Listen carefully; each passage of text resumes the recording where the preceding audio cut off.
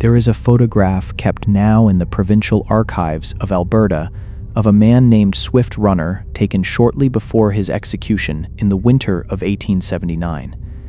And he does not look like a man who has spent a winter starving in the bush. He looks well-fed.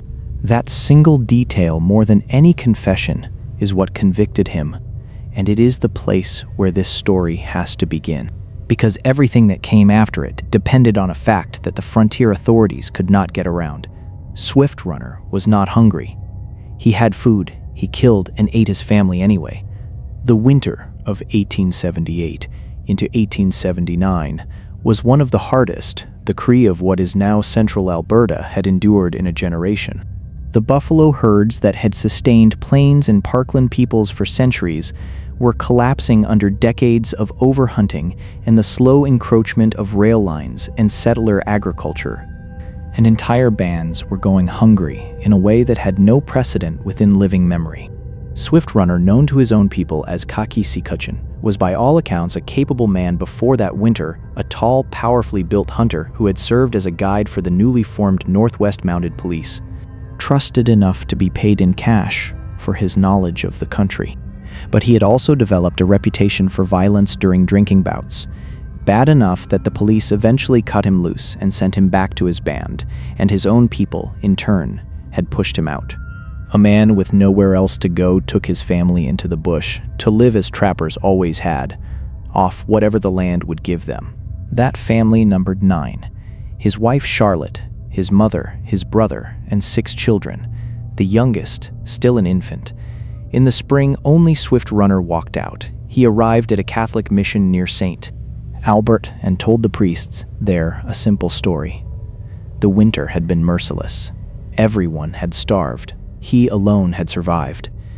It was on its face not an unbelievable account, because frontier winters did kill whole families, and the missionaries had buried the evidence of it before. But the priests who took him in noticed something that did not fit the story he was telling them. A man who has survived a winter of starvation does not usually look like Swift Runner looked. He carried weight on his frame. His color was good, and at night, in the small room they had given him, he screamed in his sleep and woke thrashing, soaked through, begging something unseen to leave him alone. They reported their unease to the Northwest Mounted Police, and a small party, with Swift Runner himself, volunteering to guide them, rode out to the family's winter camp on a tributary of what is now called the Sturgeon River, northwest of Fort Saskatchewan.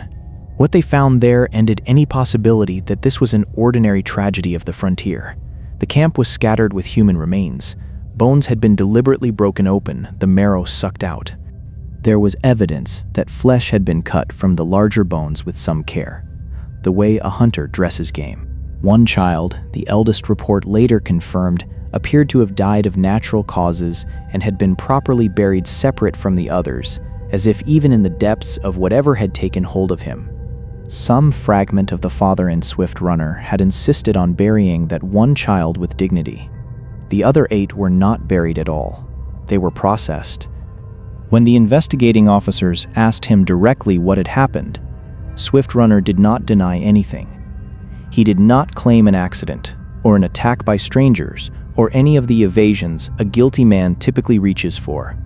He told them, in his own language, and later through an interpreter, that a Windigo had come into him. I want to stay with that word for a moment because the version of this creature that has traveled into American popular culture, the antlered skeletal thing from video games and prestige television, is largely an invention of the 20th century, grafted onto a name borrowed from a tradition that predates any of it by centuries. The Wendigo or Windigo, depending on which Algonquian language community you ask, belongs to the oral traditions of the Cree, the Ojibwe, the Naskapi, and other peoples across the Boreal forest belt stretching from the Rocky Mountain foothills to the Atlantic coast of Quebec and Labrador. It is one of the very few cryptids in North American folklore that genuinely predates European contact and was not retrofitted onto a region by a later writer looking for local color. The earliest written European account of it comes not from a tabloid or a campfire collection, but from the Jesuit relations. the meticulous reports Catholic missionaries sent back to France through the 17th century. In 1661, a Jesuit father recorded an encounter with Cree people who had been struck by what he called an illness unknown to the missionaries themselves, one that left its victims consumed by an unnatural hunger for human flesh, so total and so far beyond ordinary starvation that the community itself had judged it necessary to kill the afflicted before the hunger could spread further. The Jesuit was not describing folklore he had heard about. He was describing something he had personally witnessed the aftermath of, recorded with the same dry administrative tone he used to describe crop yields and weather. What the Cree and Ojibwe understood the Wendigo to be was not primarily a monster that lived in the woods waiting to be hunted, although there are stories of that kind too. It was, at its core, a moral and spiritual category, a name for what happens to a human being who gives in entirely to selfish consumption at the expense of the community around them. In a subsistence economy built on sharing what little the land provided, during the lean months the worst thing a person could become was someone who hoarded, who consumed without limit, who put his own appetite above the survival of everyone around him. The Wendigo was the literal embodiment of that failure, often described as a giant emaciated figure with skin stretched tight over its bones, lips torn away by its own teeth, a heart made of ice, and an emptiness that no amount of eating could ever fill, because its hunger grew in exact proportion to what it consumed. To become Wendigo was not simply to be possessed by an external demon in the way European folklore imagines possession. It was to become, through extremity of circumstance and moral collapse, the very thing the entire culture had built its survival ethics around guarding against. And this is where the story stops being only folklore and becomes something genuinely strange in the historical record. Through the 18th and especially the 19th century, anthropologists, missionaries, and colonial officials working across this same boreal region began documenting cases that were not metaphorical at all. Individuals, almost always in the depths of a harsh winter, isolated, frequently, though not always genuinely starving, would report being overtaken by an overwhelming compulsion to kill and eat the people closest to them, even when other food was available. The condition came to be called in the clinical language of the era Wendigo Psychosis, and it was taken seriously enough that it appears in psychological and anthropological literature well into the 20th century as a so-called culture-bound syndrome, a pattern of mental breakdown that seemed to express itself specifically through the symbolic vocabulary available to people raised inside Algonquian cosmology. Some afflicted individuals begged their own families to kill them before they could act on the compulsion, and were killed by relatives with what anthropologists who studied the practice described as a kind of communal, almost ceremonial grief, an act of mercy and self-defense at once, sanctioned by the same belief system that had produced the affliction. Other communities developed entire bodies of practice around identifying the earliest warning signs: a particular coldness in the eyes, a refusal of normal food, dreams of ice and snow, and intervening before the transformation could complete itself. Whether Wendigo psychosis was a genuine, distinct psychiatric phenomenon, or whether it was something closer to a culturally available script that severely traumatized or mentally ill individuals reached for to explain behavior that had other roots entirely, remains a live argument among anthropologists today. The condition essentially disappears from the record over the course of the 20th century, which itself is suggestive fading in step with the same forces that were dismantling the isolated, subsistence-based winter camp as a way of life across the boreal interior. Whatever it was bound tightly to a specific set of conditions: extreme isolation, extended cold, scarcity, and a cultural framework that gave a name and a shape to a particular kind of psychological collapse. Take away the isolation and the framework, and the condition seems to have largely gone with it. Which brings us back to a freezing morning in Fort Saskatchewan in December of 1879, and to a man whose case sits at the exact center of that unresolved argument. The trial itself, held earlier that August before Judge Richardson, was by the standards of frontier justice almost perfunctory. Swift Runner did not contest the facts. He had killed them. He had eaten them. He said so himself, repeatedly, without the evasions of a man trying to escape the rope. What he disputed as much as a Cree man in an English colonial courtroom in 1879 had any real power to dispute anything was the framing of what he had done. He had not killed his family the way a man kills out of rage or greed. He had been the Windigo's instrument. The hunger had not been his own. It is here that I want to introduce a figure who does not appear by name in any of the surviving trial records, because the historical record of Swift Runner's defense is thin almost to the point of non-existence. A single overworked frontier lawyer assigned a case everyone already considered settled before it began. But somebody did sit across from Swift Runner in that cold guardroom in the weeks before the trial. Somebody had to take down his account, weigh it against the physical evidence, and decide what, if anything, could be said on his behalf in a courtroom built entirely on the premise that men are rational actors responsible for their choices. Let us call that man Edmund Hale, an invented composite of the kind of lawyer the frontier produced in genuine numbers, educated in England, trained in the strict empiricism of Victorian law, posted out to the territories more for ambition than conviction and entirely unprepared for what he was about to be asked to believe. Hale's case file, as we might imagine it, would have started the way any rationalist's notes start, with the facts arranged neatly, the medical evidence cataloged, the obvious explanation underlined. Starvation cannibalism was a known, documented, even legally distinguishable phenomenon. Famine had driven shipwrecked sailors and trapped pioneers to eat the dead before, and English and Canadian law had some history of treating those cases with a measure of grim sympathy. If Swift Runner's family had genuinely starved and he alone had resorted to the unthinkable to survive, there was at least a path toward leniency, a recognized category of human desperation the court could process without difficulty. Hale would have built his entire defense around proving exactly that. The problem, the one that should have been an easy defense and instead became the case's central horror, was that the physical evidence would not cooperate. Swift Runner was not emaciated. He had not been wasting away on the long walk back to the mission. He carried weight, color, strength, all the markers of a man who had been eating consistently and well through the very months his family was dying. And when investigators retraced his trapline, they found snares still set, evidence of game in the area, indications that food, while scarce, had not been entirely absent.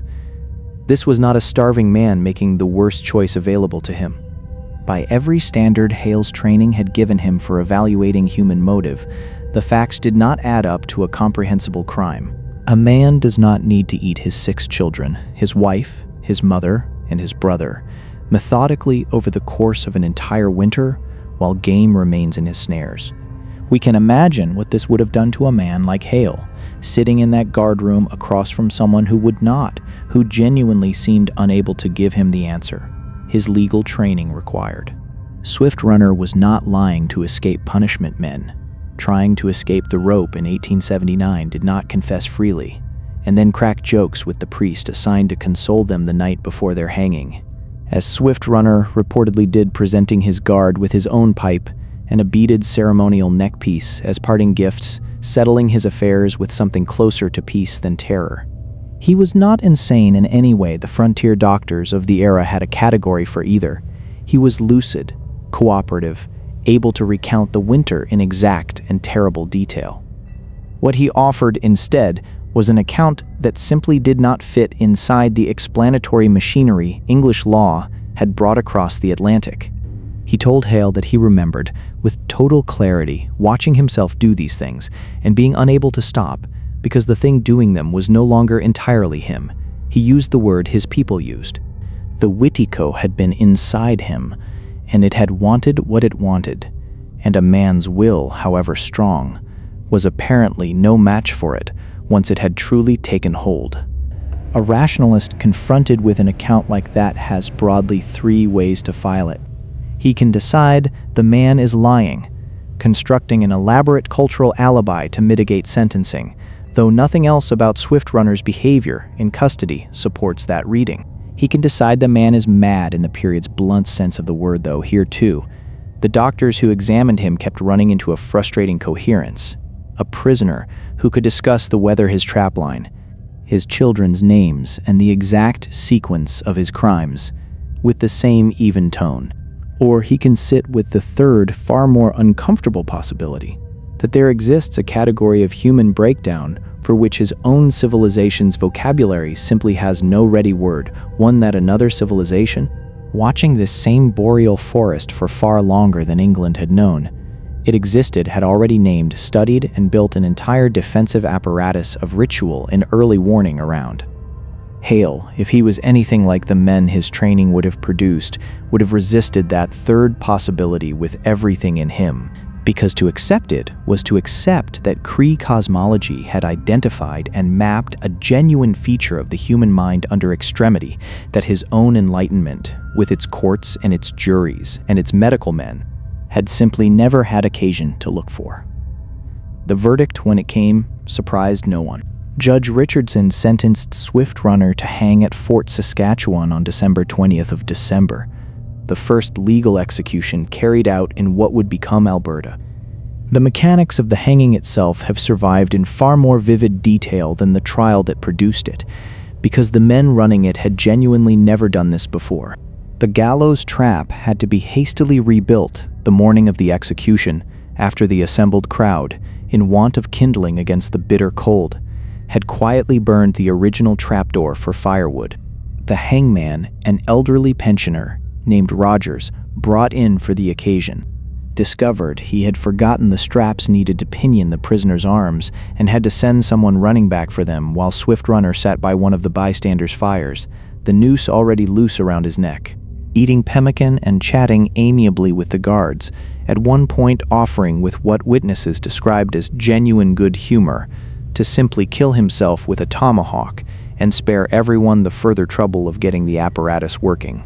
He had, by every account left to us, made some kind of peace that the men hanging him plainly had not.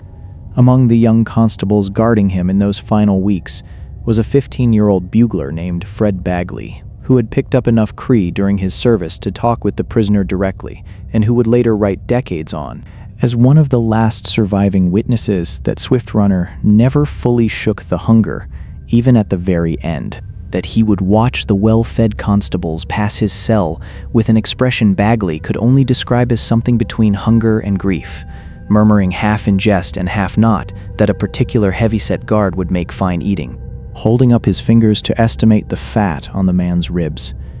It is a detail almost too grotesque to include, and yet it is precisely the kind of detail that resists either of the comfortable readings. It is not the behavior of a man performing madness for sympathy, alone in a cell with nothing left to gain from the performance. It is also not quite the behavior of a man simply describing an appetite he regrets. It sits uncomfortably in the space between the two, exactly where the entire case sits. What happened to Swift Runner's body afterward is itself unresolved in the record, which feels in retrospect almost fitting. Some contemporary accounts suggest he was buried hastily in the snow just outside the fort's walls. Others believe his remains were eventually interred in what became the settlement's jail cemetery. And at least one researcher who has spent years combing the surviving documents has raised without any direct evidence beyond a working knowledge of Cree mortuary custom a third possibility, that his own relations may have come for the body and dealt with it the way Cree tradition prescribed for a confirmed Witiko, dismembering and burning the remains so that whatever had been riding inside him could never rise again to torment the living. We do not know which of these is true. We may never know. What we do know is that Swift Runner's case did not end the phenomenon it had become the most famous example of. Northern Alberta and the broader subarctic interior continued to produce isolated reports of Wendigo-afflicted individuals well into the early 20th century, a pattern serious enough that an Edmonton-based ethno-historian working through archival and oral sources generations later would coin the term Windigo condition to describe the cluster of similar cases across the region, costing, by some estimates, dozens of lives over the following decades before it largely faded from the record alongside the way of life that had produced it. The hunger, whatever it actually was, seems to have needed a very specific set of conditions to take root. The total isolation of a winter trapline, a belief system that had already built a name and a shape for what was coming, and a kind of psychological solitude that the 20th century's roads, radios, and resettlement programs would eventually make almost impossible to recreate. If there is a version of Edmund Hale who carried this case with him for the rest of his career, and I suspect there were real men very much like him scattered across the frontier bar who did, I imagine what stayed with him was not the verdict, which had never really been in doubt, but the quiet, specific failure of his own training to produce a satisfying account of what he had witnessed. He had been raised to believe that any human action, however terrible, could in principle be traced back to a comprehensible chain of motive and circumstance, that the courtroom's whole purpose was to find that chain and weigh it. Swift Runner had handed him a man who killed without anger, who ate without hunger in any ordinary sense, who went to his death, not in denial or despair, but in something closer to relief, as though a long-running occupation of his own body had finally mercifully been allowed to end. The Cree had a name for that.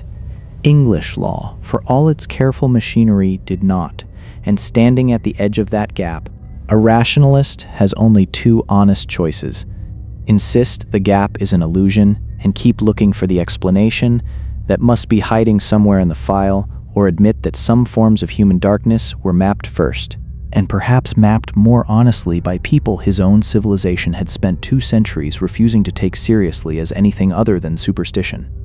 Either way, the file never quite closes. It is still open today in the strict sense that no psychiatrist, anthropologist, or historian has ever produced an account of Swift Runner's winter that fully satisfies the evidence, and in the looser, more enduring sense that travelers in the boreal forest belt stretching from Alberta to Labrador still on occasion report, the particular quality of dread that the old stories describe an unaccountable cold pressing in from the trees, a hunger that does not feel entirely like their own on the coldest, loneliest nights of the deepest winter.